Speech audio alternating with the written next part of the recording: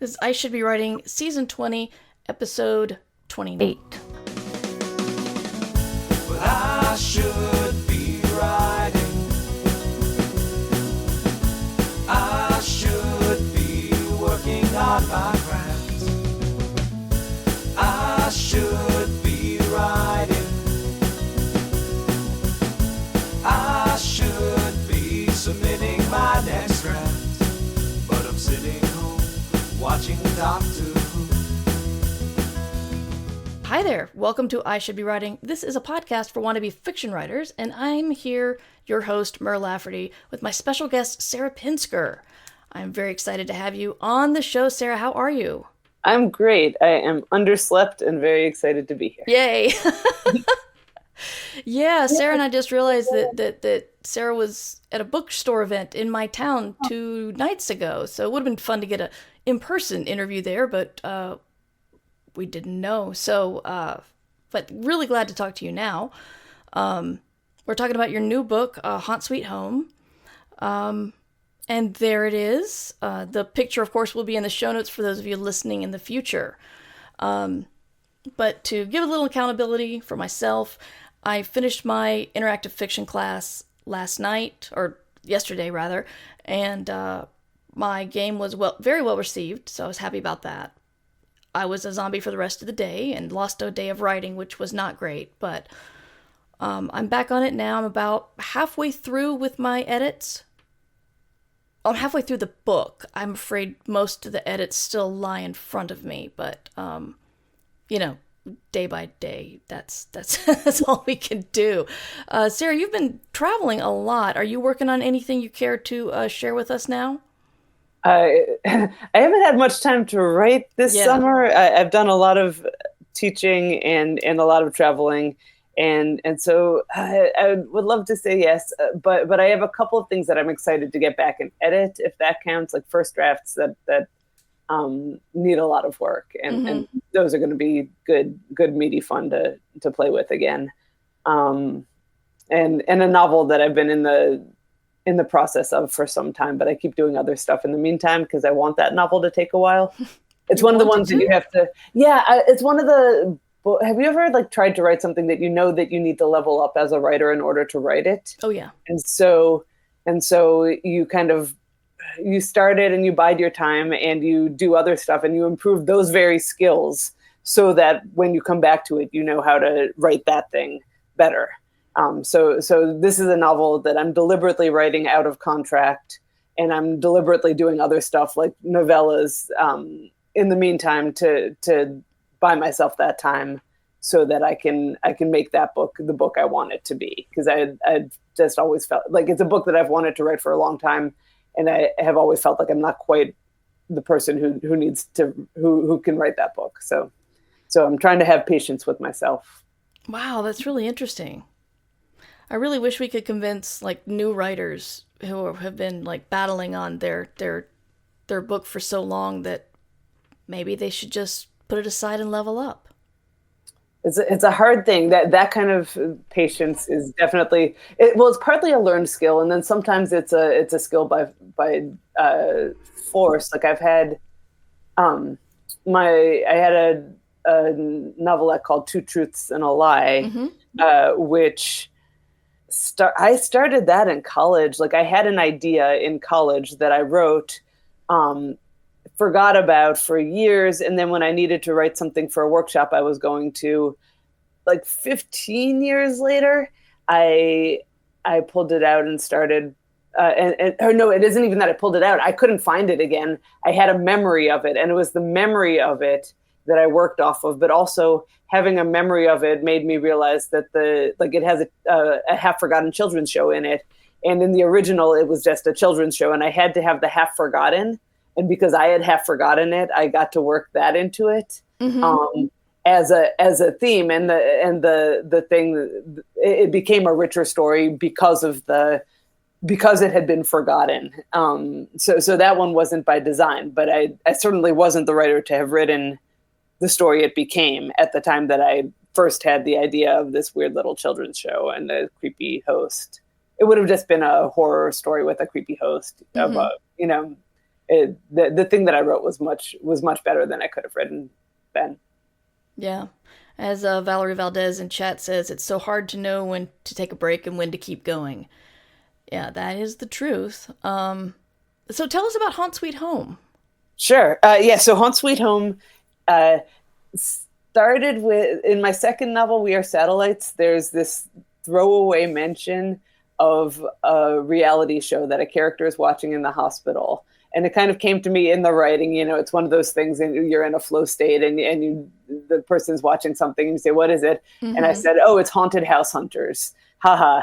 Like that'll be funny if there's a show that's like House Hunters, but it's for haunted houses.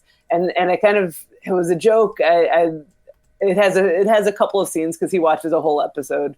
And then I kept sitting with that. I was like, I actually think this show has legs. It's like the idea was it's a show that combines like a fixer-upper home improvement show with a paranormal show. So mm-hmm. people have to live in, they have to fix a house by day and then live in it at night. And so the character is someone who's her cousin is the host of the show, and he invites her to join the production team as a production assistant, like the very lowest person in the pecking order on any production. And she discovers that the night crew is in charge of haunting the houses. So it's about haunting houses on a reality show. Mm-hmm. Did that idea just stick with you after you wrote your second novel, or did somebody suggest it, or how did that come about? Yeah, I kept thinking that I should pitch it as a TV show, and then I kept thinking I have no idea how to pitch a TV show. And my friend Neil said, well, have you considered, you're a writer, why don't you just write it? And I said, oh, I can do that. Mm-hmm. So it has little script sections in it because I'm in a group that meets monthly online to do table reads of movies, and I've been having fun with doing table reads of scripts, and I wanted to play with the idea of script writing a little bit. So it's transcripts in the book. Mm-hmm. Little transcripts of sections of an episode, and I combine that with the narrative of this character who's kind of trying to figure herself out while she figures out how to haunt houses. Yeah, and the audiobook is fully cast, has a full cast, which is really fun to listen to. I was so excited about that. So the parts that are narrative still have the one narrator, and she kind of sounds like Daria to me. Like she's got this great, like kind of flat affect that's perfect for this character who doesn't want to get too excited about anything, lest she fail at it. And then the script portions they did with a full cast so that you can tell who's talking.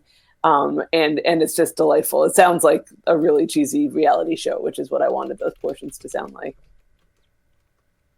So this feels silly, but how much research did you do into reality shows to write this? I watched a bunch. I had already done some research into and by research, I mean, I've kind of been morbidly fascinated with mm-hmm. the behind the scenes of those shows, because they're not reality, right? We call them reality shows, mm-hmm. but it's this weird heightened reality that's somewhere, there's not a script necessarily, but the shows themselves, like in the editing, they have to adhere to certain beats. And I was just fascinated with the fact that paranormal shows and fixer-upper shows have the same beats. They have the same style of hosting, the same introduction to the place, the same introduction to the people who inhabit the place, the same. They have to infuse some drama, so something goes wrong at the same point in the episode, mm-hmm. which is the point that you would put that in a fiction in a fictional narrative as well. Like, there has to be some drama somewhere there in the middle, and they put that in. And if there isn't any, they just make something boring seem like it was exciting. And they cut to commercial at the moment where something, sounds like it might be good, and then you come back and it was ordinary. But in the meantime, they grabbed you for another second. And just the fact that all of those things like rise and fall in the same way was fun to think about. So my research was mostly in the watching and then reading people and their weird experiences on those shows. And I've had people talk to me about that, about having friends who were on shows and got turned into the villain of a reality show just through editing, or the person who went on one of the shows that fixes your house, and the house that they got left with was far worse than the house that they started with. Yeah, all of that stuff. So I'm just fascinated by all of it. I'm way too paranoid to be on one of those shows. Because they're going to take your personality out. They're going to, like, if it's pretty, then it's not going to have personality. They're going to move your books. They're going to, like, who knows where they're going to put them. I just, like, will the cabinets actually open? Will the electricity actually be run, or is it going to be good for TV, which is not the same thing. Yeah. Yeah, I have, crap, where was I going to go with that? I had a thought. Oh, well. It may come back, it may not. I've been fascinated by reality shows in the way that you said. It's even the ones who aren't, don't have the surprise, let's go into somebody's real life and uproot it or make their house better, or a lot of the HGTV things, they go on beats, but also the really competitive ones do too. I also call it that's the Gordon Elliott finds the feces moment, which is when he was doing like Hell's Kitchen or something, going in to try to save a dying restaurant. He will always find feces somewhere at the same spot in the story. So, yes. Yeah, and then they're the naked survivalist shows. And then they talk about, like, if you like read behind the scenes stuff, like I think one of the ones was like set in in Florida in the swamps, but it was actually like some tiny little square of swamp like behind Disney somewhere. And so you just picture these people like running around naked, and they're basically in someone's backyard in the like 20 feet of swamp that was available for the show. And they're sitting there like starving themselves. They lose 20 pounds and they become skeletal, and there's a craft table like yes, over the ridge, like where the whole crew is sitting there. I'm just, psychologically, I don't like, that's just fascinating to me. Like that you could put yourself through that knowing that the craft table is there. Yeah. Yeah. Or, if there's about to be a snake biting someone, they're keeping the camera people safe. Right. But, you got to let the snake bite the competitor because they're out in the wilderness. Right. Yeah, it's a very strange world. To the people who go on the shows too, I never know how you can do that. The tattoo shows, I love the tattoo shows, and people go on there with, just let a stranger tattoo them with whatever the challenge is.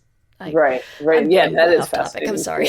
Yeah, and cake shows are fun. Like if the question that we asked each other was what kind of reality show would you go on, I think the answer might be I would order a cake from a show that's good at cake.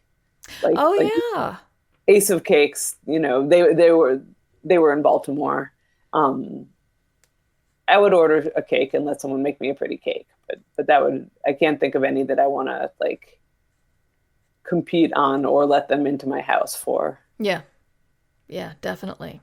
But hey, it's fun to do the research for the people who are that kind of person. And yeah. So, I'm sorry. I want to talk about reality shows all day. It's just too much fun. Yeah, that was a digression, but it's all good. It is fun to talk about that stuff because it's so weird. It really is. So you have been writing for a while, and you're very well decorated with the Hugos and the Nebulas. Can we go back in time a little bit when you were fresher and thought, there's this thing in front of me that I don't know how to get past?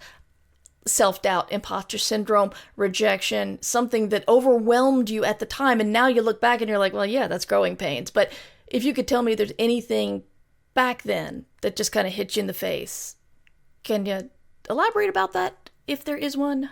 Yeah, for a long time it was finishing stories. Like I had ideas and I worked through them to a point, or I would have the first 3 paragraphs of something that I thought was good, and then I would just abandon it. And I didn't know where to go with it, and I didn't know how to think about endings to wind up there. And so I was a pretty good idea person, but it was when I started finishing stories that I could then edit them, and that I could then send them out, and that I could then get them out to people. So I think that was my big hurdle as I remember it. You sound like somebody who enjoys editing. Are you one of the people that likes the editing better than the writing? Because I know there are people like that. I don't really trust them, but unless you're one of them, then you're delightful. I'm somewhere in between. I like the writing when it's going well. And I like the editing when I know what it is I want to do and I'm ready to roll up my sleeves and get into it. There's a middle part where you know something is wrong, but you haven't figured out how to fix it yet. Mm-hmm. And that's kind of agonizing. My computer is actually propped up right now on 16 or 17 copies of a story that I took to a workshop in June. Oh, wow. All of which are covered with great comments. And that story was the firstest, the most raw draft I've ever brought to my workshop. And the comments reflected, because everyone sort of had an idea of where they thought it might be going that was better than mine, and also different from, they all had different ideas. So this is a very daunting pile, and right now it's a very good pile to hold the computer up. But it's exciting to get back into it, but I have to sort of hold space for that. So I was told by James Patrick Kelly that when someone gives you an advice on, they can tell you what's wrong, but if they try to tell you how to fix it, maybe don't listen to them, unless it's James Patrick Kelly, who's kind of a pro story doctor. Right. I assume these are all pros giving you this advice. So how are you going to take that kind of guidance from so many different people? These are all pros. What I usually do is I make a list, and I go through them, depending on the story, either across all the first pages, across all the second pages, or sort of holistically. And the little things that people ask, and you're like, oh, you're right. You just do those on the page right then. But I make a list of everything that I agree with. I make a list of everything I don't agree with, and I cross those things off, and I don't have to think about those again. And then I make a list of the things that are interesting to me, and that's the third list. And that one is the one that holds the stuff, like Jim said, that is this someone trying to turn my story into their story, or is this advice that makes my story more of my story? And sometimes I'll even write everything I know about my story at the top of that page, like everything that I know is true and everything that I want to make sure I retain. And then I'll go through it and say, yeah, I think this is what I was thinking about, and this is more of what they would do if it was a Jim Patrick Kelly story, and I'll go back through it that way, and that usually works to make sure that it's still me, it's still my voice, it's still my idea, And I haven't, and if I followed all of the advice, it'd be 6 different stories anyway. So, Yeah. but I usually like to go with at least a second draft, because the first draft is asking, kind of asking people for that read. So, Yeah. so like, I know I brought this on myself, Yeah. but yeah, it is a good pile.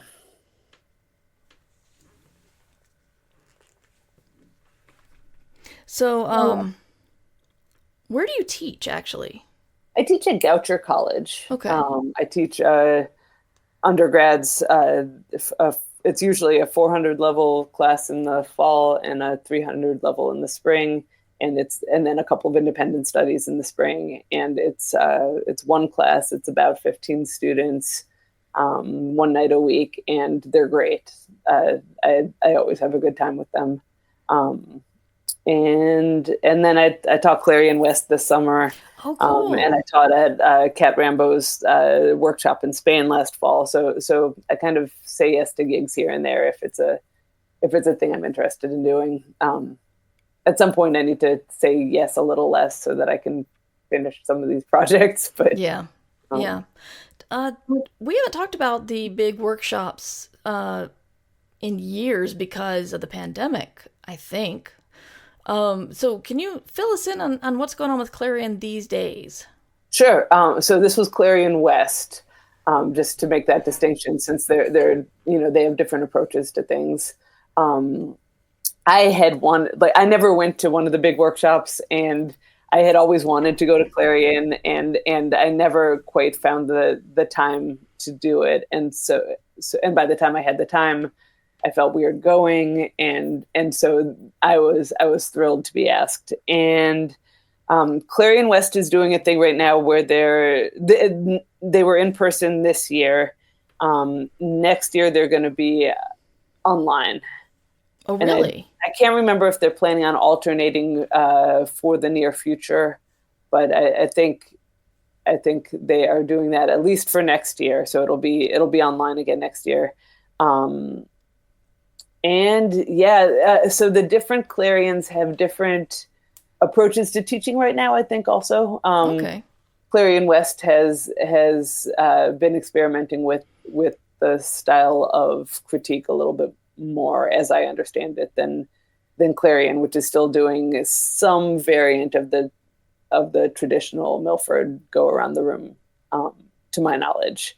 I think they're both terrific workshops, and that isn't to me. I kind of like Milford, so I have no objection to that in any way. But I got at Clarion West, they basically said, "What do you want to do?" And so each week was a little different. Interesting. Can you tell the listeners what Milford is? Sure. So the Milford method is a method where that sort of follows the old like death of the author type of critique, where you basically talk about the story as if the author couldn't answer questions for you if you ask them. They have to stay silent. Depending on the workshop, it might be 1 or 3 or 10 minutes that each person has to speak, and you go around the room, and each person gets their time to say whatever they want to say about the story. And then after it goes around the room, usually the author then gets a chance to speak and say, like, clarify anything that needs clarifying and ask any further questions that they have.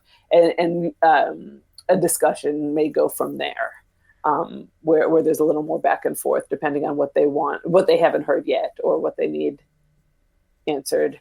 And then over the last few years, a few people have been sort of poking at that a little bit and asking, is that the only method? And are there other things we can think about? And I think part of that has been a question of whether if you have the author in the room, why should they be silent? The argument is, a story has to stand for itself. But on the other hand, it's agony. Anyone who's been in a critique group like that knows it's agony if there's a misunderstanding of something in your text, and then it compounds because it's going around the room, and maybe only that first person had the misread it, but everyone else goes from there and says, oh, I guess I misread it, so they go with that interpretation, and it becomes a game of broken telephone, and it strays from the author's vision completely. So and if that happens with something cultural, or identity related, then it can get particularly dicey because maybe that wasn't something that they were interested in hearing about. They wrote the story that they wanted to for the audience they wanted to write it for, and yet they have all these people picking apart something that's actually very personal to them. So some of the new methods, Matthew Salises wrote I'm going to blank on the names of Craft in the Real World, and then Felisa Rose Chavez wrote a book called the Anti-Racist Writing Workshop, I believe. The Anti-Racist Workshop. And both of those were terrific reads. Both of them suggest a number of models.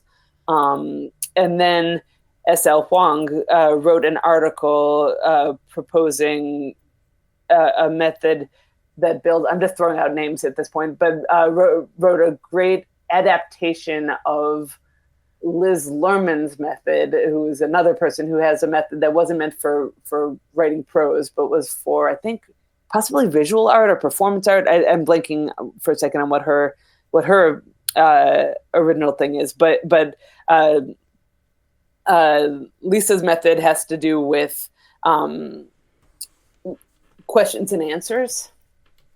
And so I've done an adaptation of her adaptation and gone on from there. But I like a method where the author kind of gets a chance to state their intent, their intended audience, if that's relevant, or the tone that they were going for.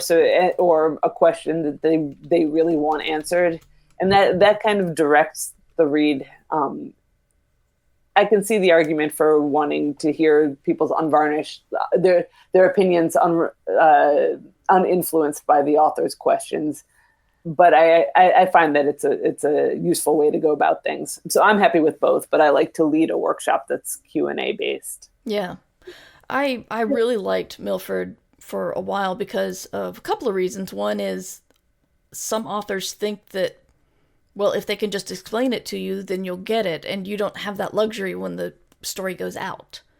But I experienced, not in a very awkward kind of way, like you were talking about identity or ethnicity, but just somebody who kept editing her story after she turned it in.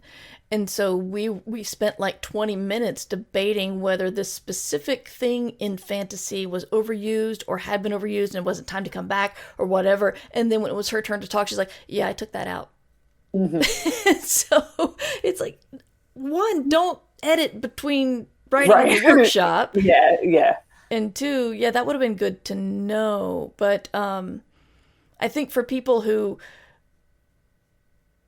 are used to getting talked over, it's nice to have your 1 to 3 minutes of critique time where no one else is going to interrupt you. But going off into a area of I didn't like it because I didn't understand this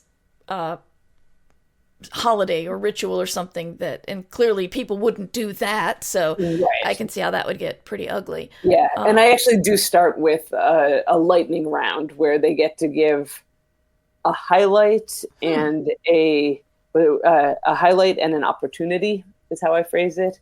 So a highlight can be something craft related that you really dug, the character development or a specific turn of phrase. And then they also give an opportunity, which is, something constructive that they think could be fixed. Like, I think that you could lean in. We need more interiority from the character. You have an opportunity to make us really, experience this moment with the character if you gave us what's in her head, not just her actions, that kind of thing. So they all do get a chance to speak right at the beginning, and then it's more freeform. Interesting. Crystal Breyer in chat says, Jody Lynn Nye's annual DragonCon workshop uses Milford. A few of us who were met there and formed a writing group adopted the same format, but now that we've been together for several years, we've gotten way looser about it, and it's become more of a discussion between the author and the rest of the group. That sounds great to me, but... Yeah. again, you have to have that being together for a while. Yeah. There's always the question, like when you're with a new group, of how to make it work, and whose opinion to trust. Honestly, if there's someone who always misreads stuff, like it's nice to know, and that comes with a little bit of experience with them. The Clarion thing was fun because I came in as the fourth week teacher, so they had been together for a while, and they knew each other really well, even if I didn't know them. So they got to try, a new method every week, and each of us sort of gave them a different framework for how, like, some idea of how to think about story that was a little different. But I could see them building on the other people's ideas. Cadwell Turnbull had a specific framework, and they would say, well, as Cadwell told us to think about blah, blah, blah. And then, and they did that for each teacher, and different people had sort of different stories demanded different reads. And it was nice to have all these different ways to come into it.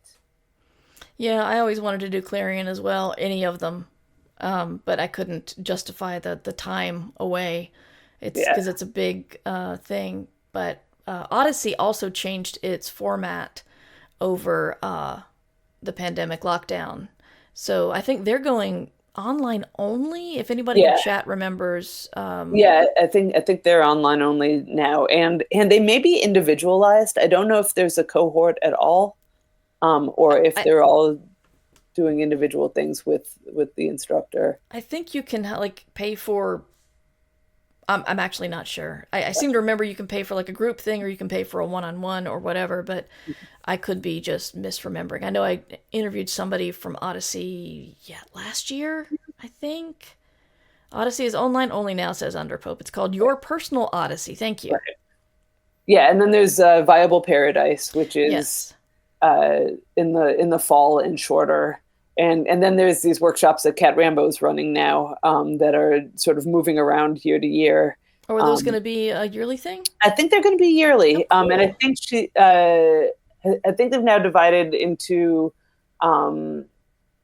shorts. There's a separate short story and a separate novel one. The one that I went to, the students were there for about a month, but I think that was a testing ground for the format. And so I think this year it's two separate things, and they're each a week or two weeks maybe. So those are all on the sort of more viable side if you don't have 6 weeks of vacation to spend. A lot of people in my community are also supporters of Kat Rambo and have spoken only good things about her classes. And I don't know anybody who went to the retreat thing, but I've taught at least one of her classes, I think. And I love what Kat's doing with the whole online class thing is pretty cool too. The what?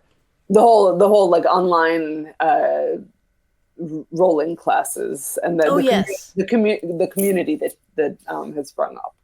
Yeah, and they do a thing where they have their writing prompts on Wednesday, and then Thursday they send out an email to the Patreon saying these people all came to the prompt thing, and I think it's really nice promoting of the people who support you, which Underpope says I took Kat Rambo's 6-week short story workshops and they were good. Awesome. Nice. Well, Sarah, what would you say to anybody at the very beginning to keep them going? To keep them going, I would say I love the bingo card measure of success rather than the ladder of success. Oh, it's sort of the keep your eye on your own paper method, where you can write down all of the goals that you have for your writing career, and they don't come in the same order for any two people, and no one's bingo card looks the same, and sometimes things happen that you didn't even know were going to happen, and you get to put them on the bingo card just to cross them off. Like there's a Haunt Sweet Home ice cream that's dropping tomorrow. Really? That's that was, I had to write that into my bingo card after we made it happen. But yeah, I mean, anything like at the beginning, it's I'd love to get into this magazine. I'd love to, but a lot of it is, I think the other thing is making achievable goals, like goals that are within your power rather than goals that are in someone else's power. Like you don't have the power to choose when someone is going to accept your story. Yeah. But if your goal is to send 30 submissions out the door, then, and your goal is even to collect 50 rejections instead of, make the goal about the rejection and the journey. Like those are things that are within your power, and the acceptances and all the other stuff will be knock-on effects, hopefully somewhere down the line, but you don't have control over who accepts your story. You can just write the best story you can, and you can finish stories, and you can send stories out. Yeah. And you can get to know new magazines, and you can read more stories. Like those are all things within your power. But acceptances and awards and contracts, those are all things that you're lucky and you get to put them on the bingo card later. But yeah, so I guess those are two things would be set achievable goals. Celebrate those things, like even if you're celebrating 50 rejections because you hit that goal. We absolutely celebrate rejections. Yeah, we I have a button for the rejections, for something cool to happen in stream, and we stopped counting them this year, and I think I just tried to update the format, and I'm not happy with it. So actually, to everybody watching or listening later, I do have the rejection counter back up. I know it's September, but I don't care. I've already put my 3 novel rejections in there, so we're starting at 3. So if you have any rejections to tell me, I will put it in there, and we will start tracking our rejections again, because rejections mean you're a working writer, and exactly, that is one thing to be happy about. Yeah, but they still suck. Absolutely, I understand. I get it. It is absolutely true. Yeah. Question from chat. K. Kimmy says, do you ever feel like your story ending can't possibly be believable, and how do you get over that? Or worry about choosing the wrong ending? So one of the things I talk about when I teach is finding the ending that resonates. And it's like knowing what note to end a song on. If you think about the available notes to you, like there are chords that are going to sound right, and there's chords that are going to sound wrong. If you were listening to a song that ended on something that wasn't in its own key, you would know it, and you would say, "Wow, that was weird. What did they do there?" And it's a matter of sort of training yourself to listen for that resonance, read the ending out loud, see if it sounds right, but also go back to your beginning and say, is there something, does this beginning and this ending resonate? And that's where I start to hone in on what's the correct ending. And sometimes it does take a couple. I'm not a great outliner, so I do sometimes write the wrong thing before I write the right thing. But with practice, you can figure out which one is right. And if you're really lucky, you can do it without spending the time on writing the wrong one. Yeah. K. Kimmy says, thank you. I like the music metaphor. Yes. And I did let people know, if you didn't know, Sarah is a musician. If those of you watching can see the guitars. Well, is there anything else you would like to talk about or mention? Nothing off the top of my head. If there's any other questions in chat, I'm happy to answer them. Okay. Then I get to go teach for 3.5 hours. Yay. I'm sorry. I hope the caffeine carries you through. I hope so too. And the nap. I did take a nap. Ah, smart. Well, thank you for fitting us into your day. Oh, my pleasure. It was nice to chat with you. I'm sorry we didn't run into each other the other day in person. Me too. So the book is Haunt Sweet Home. Sweet. And yeah, it's available now from Tor.com, I believe. Yes. Yeah, it's Tor.com. You can't tell. It's got a really nice feel. Oh. I'm playing the sound of it for the people who are listening on audio only, but it has a very good feel. Excellent. So yeah, where can we find you online? SarahPinsker.com, which is desperately in need of a little bit of TLC, but it's up to date. It's just ugly. And yeah, I'm on Blue Sky, pretty active there, and Instagram. And the Bad Place, but I'm Sarah Pinsker at all of those. I just don't speak too much anymore on that other one. Right. And you can find me at Mighty Mer. You can email me at mightymer@gmail.com, and my stuff is at merverse.com, where you can find my books, my podcasts, and links to all that stuff. Yeah, that's it for me. You guys really should be writing, and so should I. Thank you for listening to I Should Be Writing, the longest-running writing podcast in existence. This episode was made possible by the Fabulous, who support the podcast via Patreon or Substack. Join the Fabulous at patreon.com/mightymer or mightymer.substack.com. Theme music provided by John Anelio, art provided by Numbers Ninja, and podcast hosting provided by Libsyn. This episode is released under Creative Commons Attribution Non-Commercial No Derivatives 4.0 license. You can find all of my books and podcasts at merverse.com.